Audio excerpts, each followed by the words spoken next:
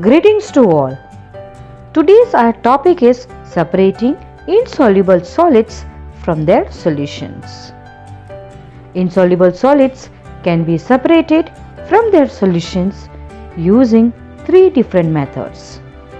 First, sedimentation and decantation. Second, loading, and third, filtration.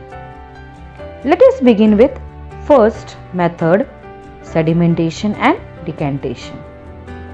This method is used for separating insoluble substances that are heavier than water. When such a mixture is left undisturbed for some time, the heavier particles settle at the bottom of the container. This process of settling down of heavier insoluble components in a mixture is called sedimentation. The particles that settle down at the bottom are called sediments.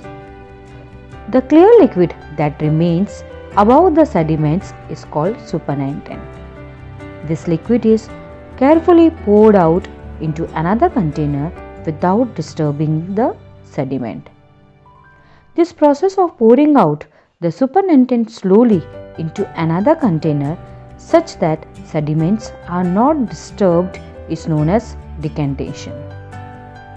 Decantation can also be used to separate a mixture of two immiscible liquids. For example, if there is a mixture of oil and water in a container, oil will form a layer on top of water. When such liquid is allowed to stand for some time, it can be separated by decantation. Now, second method, loading. Sometimes during sedimentation, the heavier coarse particles settle down quickly, but the fine particles of clay settle down very slowly. The finer particles can be made to settle faster by dissolving a small quantity of alum in muddy water. This method is called loading.